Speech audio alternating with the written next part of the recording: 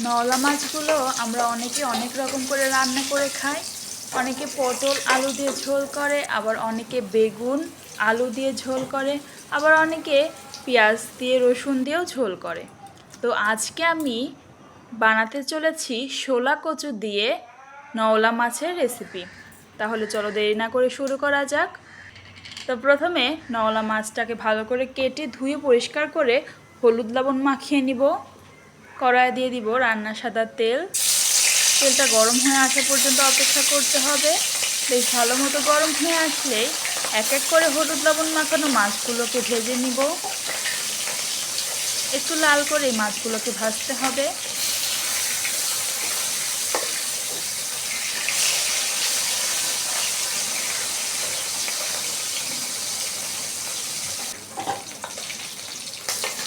একটু লাল করে মাছগুলোকে ভাজা হয়ে গেলে তুলে নিচ্ছি।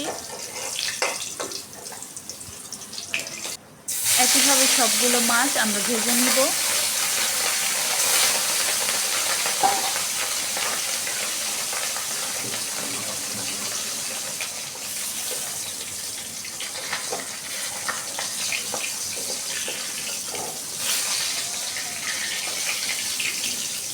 মাছগুলোকে লাল করে ভাজা হয়ে গেলে তুলে নিতে হবে।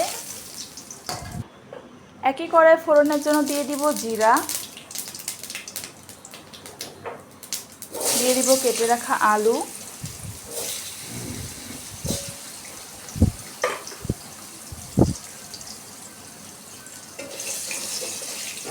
একটু নেড়ে চেড়ে আলুগুলোকে ভালো করে ভাজতে হবে।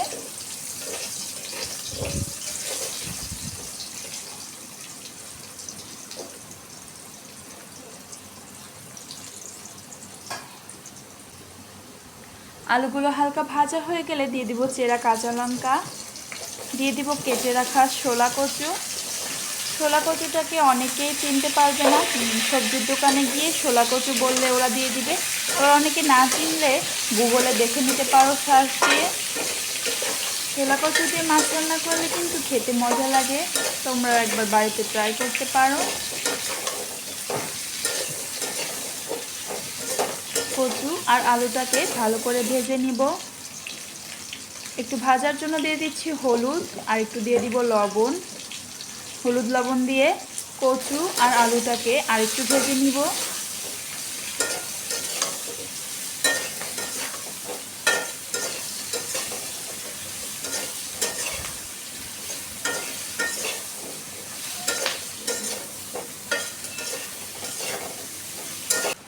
একটু লাল লাল করে ভাজা হয়ে গেলে ঝোলের জন্য দিয়ে দিব হলুদ, দিয়ে দিব লাল লঙ্কার গুঁড়া, দিয়ে দিব স্বাদ মতো লবণ।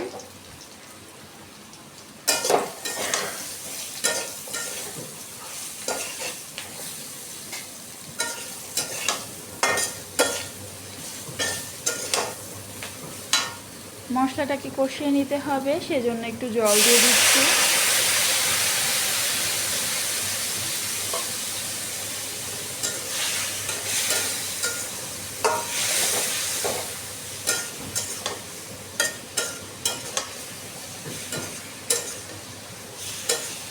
যে জলটা আমরা দিয়েছি সেটা শুকিয়ে আসা পর্যন্ত অপেক্ষা করব। মশলাটাকে ভালো করে কষিয়ে নিতে হবে যাতে মশলার আগলা ঝালটা না থাকে।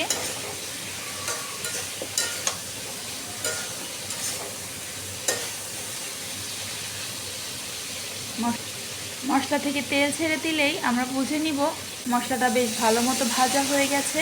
এবার ঝোলের জন্য জল দিয়ে দিচ্ছি।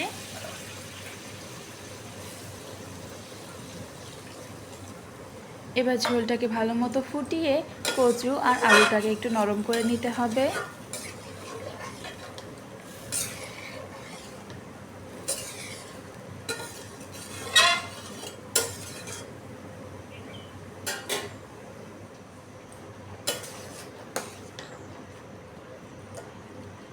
দুই থেকে 3 মিনিট আমরা ঝোলটাকে বেশ ভালো মতো ফুটিয়ে কচু আর আলুটাকে সিদ্ধ করে নিয়েছি।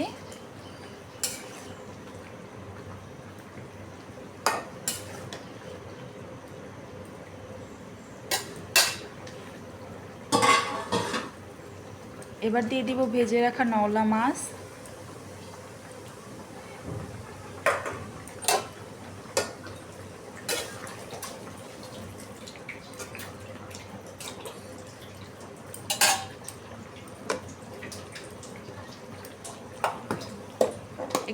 কষিয়ে নামানোর আগ দিয়ে দিব আদা বাটা,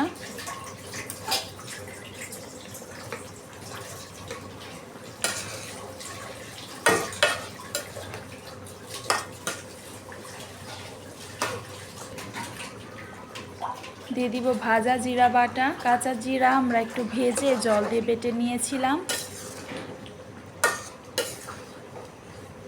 এবার নাড়াচাড়া করে নামিয়ে নিব। পরিবেশন করব সাদা ভাতের সাথে।